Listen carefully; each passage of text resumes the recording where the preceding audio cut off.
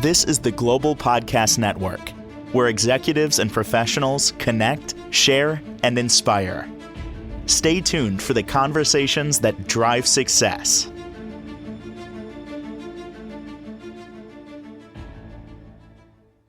And welcome back, everybody.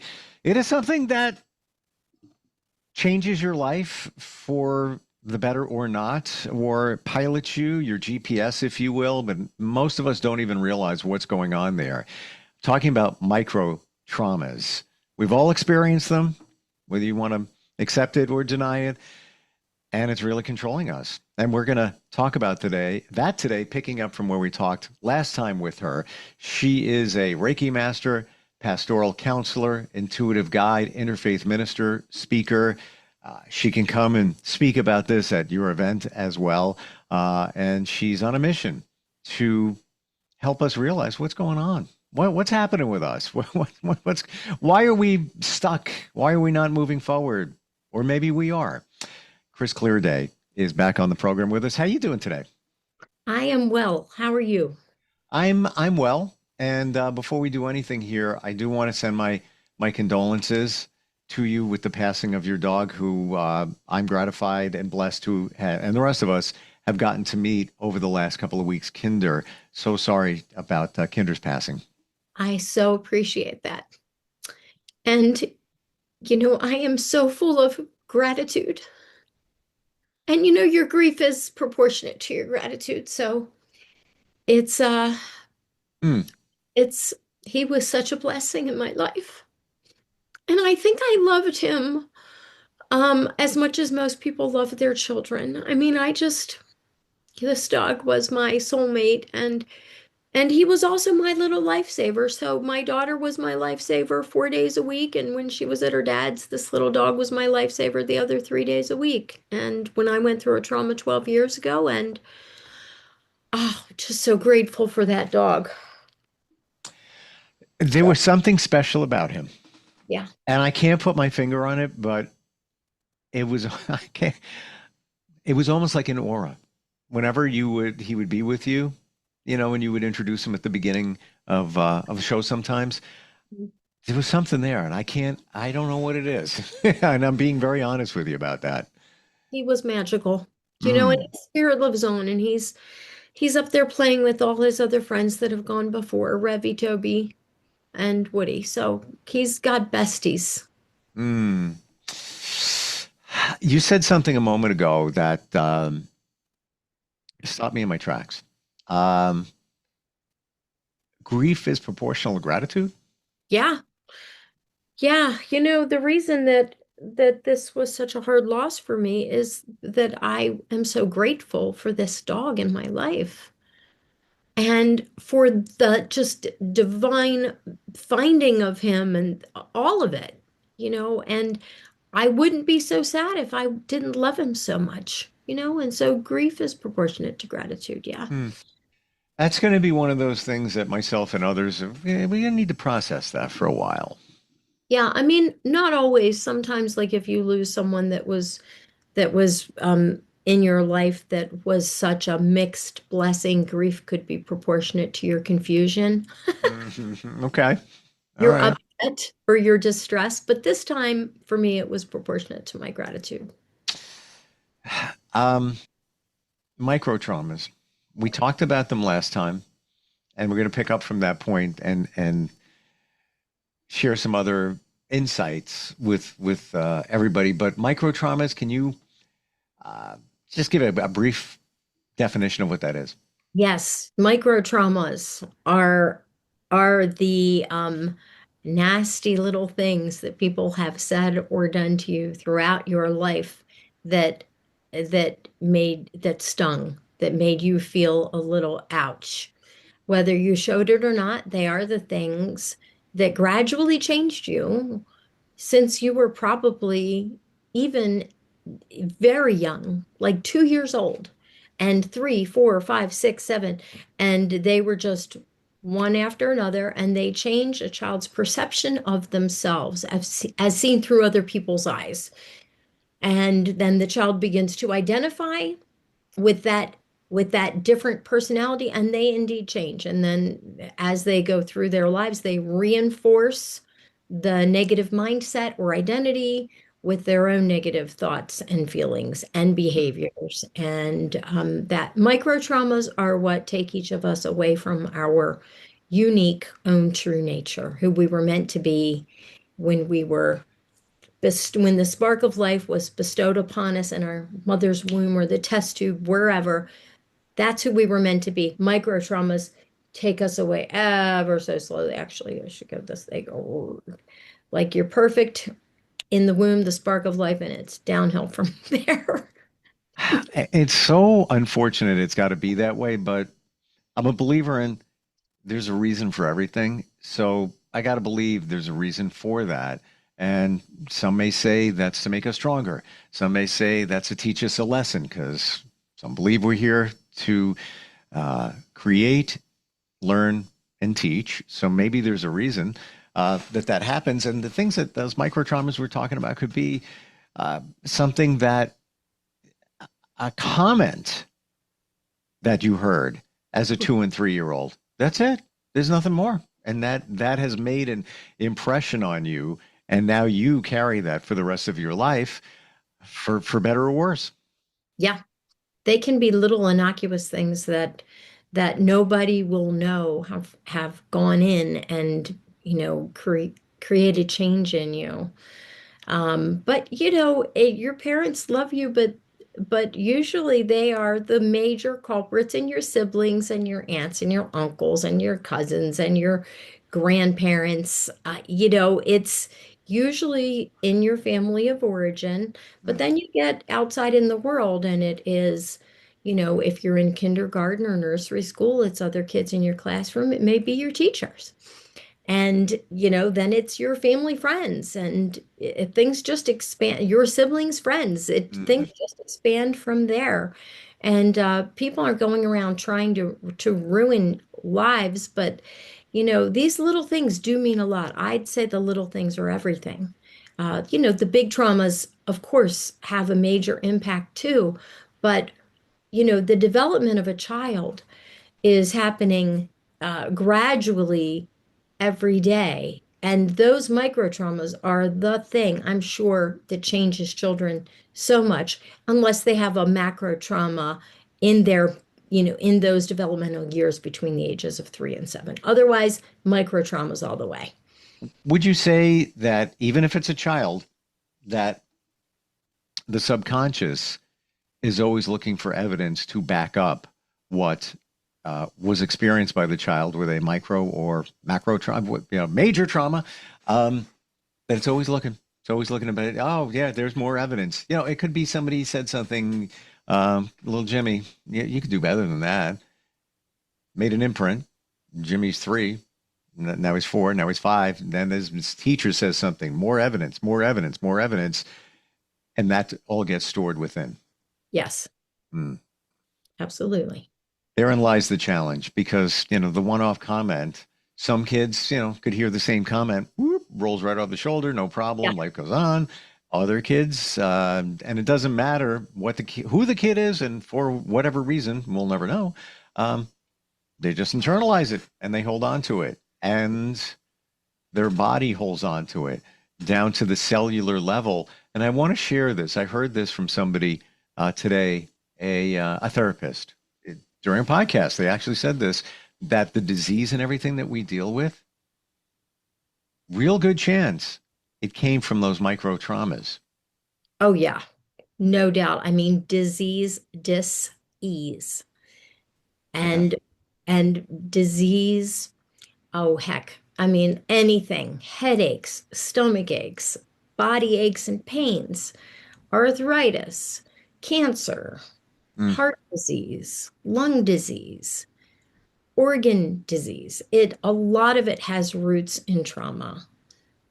Amazing. How do you eradicate that? When there's many different ways. I mean, people talk about energy healing, maybe Reiki, things like that. Therapy can take care of it. Yeah, there are so many ways to heal.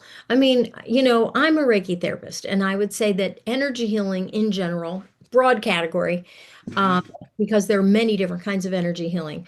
Those are great ways to pull trauma gently, just kind of lift it out of the body. But EMDR can be helpful, tapping can be helpful, and there are many other ways. Craniosacral therapy can be helpful, and therapy is helpful. Therapy is helpful to identify, but not that often in therapy do people have epiphanies where their body purges stored trauma. I would say therapy is not enough. And Mm. that's why, I wish the whole world could experience truly what Reiki is, because if you go to a good Reiki therapist, they're going to make a difference for you. You will leave freer. Sometimes you don't know exactly what you're leaving without, but you're always leaving without something that you came in with, and it's trauma. So, because the truth is that our bodies store trauma. Our bodies are the great recorders.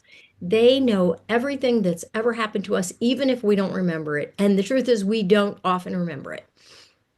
Mm. I have a fantastic example, a quick little one to give you. Go right ahead. Okay, I had a client. This is like close to, well, I've been doing this for 29 years. This was probably 28 years ago. And she was a young mother, lovely lady. It turns out that she had been an intravenous drug user in her previous life before she became a mom, and this was unbeknownst to me. However, when I got to this part of her arm, right here, she had this flash. It was like boom, it was like an explosion. And it turned out that she was right-handed, and that's where she would inject heroin. And it was just like, it was as if a snake leapt out of her body. It was just extreme. Wow. And, that's an example of how your body stores trauma. But that wouldn't have come out in a therapy session. That was the beauty of a Reiki session. And and in fact, trauma can be very sneaky. It can masquerade as other things. It does all the time. How do you mean? Well, like trauma can, you can think that you're going down a path to disease, which really could be all trauma. Like I can't tell you how many people I've helped with who thought that they were having major problems. And really, it was just trauma related. And as we got to the trauma, their disease process reversed, because disease is dis-ease. I believe it just goes back to what I heard today. There it is. Yeah. Wow. Wow. I mean, nothing can be guaranteed. Not like, if you've been diagnosed with something and you're thinking, oh, I'll just get a Reiki treatment and, no, Yeah. but it can help and probably will.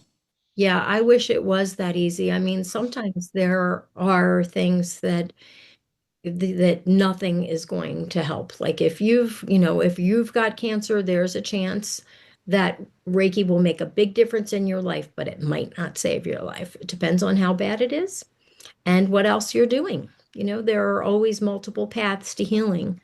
And when you're presented with a really big challenge like that, you need to find the ones that work for you. How about you personally? Anything that you can share where you had a type of treatment, a holistic treatment, and then had an epiphany? Yeah, I had the wildest thing happen a couple months ago. It was actually during our podcast. Um, and it's kind of a long story, but I'll see if I can succinctly talk about this. So, I went to a Rolfing session. There's a great Rolfer named Emily Bushell at my practice, and I'm working on postural things, because as a Reiki therapist, I'm leaning over a lot, Mm. and as a counselor, I'm sitting in my chair a lot. So I need some postural correction. So I play softball, and my feet were sore because I wore my cleats too long. We did a double header, and then I'm walking around the house in my cleats. Bad idea. So my feet were hurting. I went to Emily. Emily is working on my legs, and she touched my shins, and boom, I was transported back to a time in my life when I had just turned 19, and I literally felt all the feelings that I felt at that time in my life. So I felt unimportant, unloved, unvalued. And I'm in this rolfing session, and I felt it as soon as she touched my shins. And so here's the backstory, because I mean, this is kind of interesting. So my father had just gotten married, and I moved into his new wife's house with her two kids, and I was really looking forward to a family, and we didn't have enough bedrooms in the house, so I was sleeping on the living room floor. Now, it wasn't a cold concrete floor, okay? It had carpet and pad, but I didn't have a bed. I didn't have a bedroll. I was sleeping on the floor. I have scoliosis. It was not good for my back. I had to sleep with my legs up on the couch, my lower legs, because I was in so much pain. And even though my new stepmother was a contractor and she ran a construction crew, and my father was handy and my uncle was a drywaller, they couldn't seem to follow through on the plan to convert the basement with a finished bedroom. Like they were going to put a finished bedroom in the basement, but they just weren't following through. And I, for some reason, wasn't offered to sleep in my stepsister's room. So I'm sleeping on the living room floor. And night after night after night. And then things started to happen. My stepmother started to treat me in ways that I was obviously not important to her. And I was getting those subtle messages, which of course I was I was going to look for those messages because they were very familiar from my childhood. And the next thing I know, I am feeling really unloved and unwanted. So here's why the when the Rolfer touched my shins, that came up. It was stored there. It had been stored there for 40 years since I played soccer in college, my sophomore year in college. Well, I played my freshman year too, but um, because I had shin splints that sophomore year. Wow.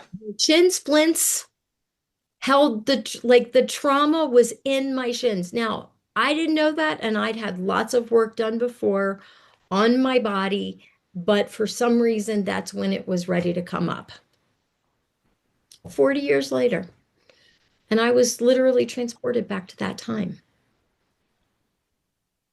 Amazing.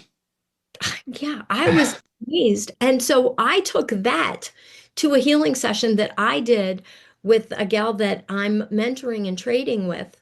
And her name's Stacy Berg. She also works in the Mandala Clinic with me.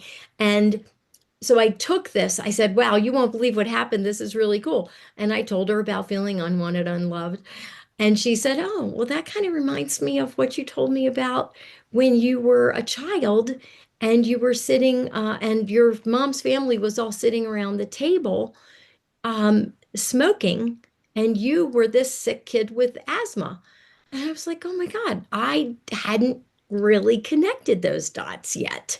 And I was like, yes, that is just like that. Because this was this was when everybody knew that smoking was bad for other people that were present. This was in, that came out in 68 and 72. It was on the labels, and this was in 1971 and beyond.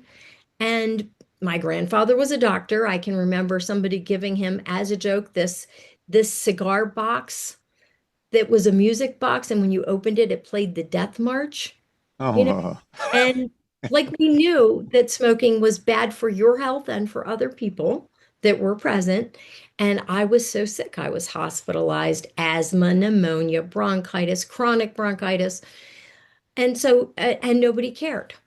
So I was like, oh my God, Stacey, you're right. That does remind me. So then I had to process feeling unimportant, unloved, unvalued. And then guess what, Steve? You won't literally won't believe this. I'm on the table, and then I remember sitting around that same kitchen table when I was a child at my grandparents' house.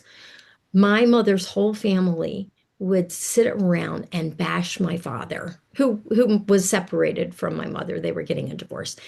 And they were relentless and it hurt. And I wanted to scream, stop talking about my father, but I couldn't because I was a kid. I was between the ages of 5 and 12. I was disempowered. I didn't think my opinion mattered. And so then that brought that up. So then I processed that on And the where did all that energy go? You suppressed it. You kept it inside for decades. And the thing is, I obviously knew that these were biggies, and I thought I had processed them, but I had not processed them to completion for sure, because it came up and I was literally right back at that time. I could feel it. And then the next thing I know, I'm processing. This is all during a Reiki treatment on the table. My eyes are closed. Okay, I'm covered up with a blanket. The next thing I know, I'm processing that I'm driving in the car with my mom. And, obviously she was a chain smoker, so was everybody in that family. And I was begging my mother to roll the windows down in the car. And she wouldn't do it. And this is back in the days where they were rolly, you roll the windows down. And I was even probably too little to do it myself. So my mother, who had a cigarette in her right hand and was right next to me in the front seat, would not roll the window down. And I would literally finally get defiant. And I would say, well, then I'm going to do it myself.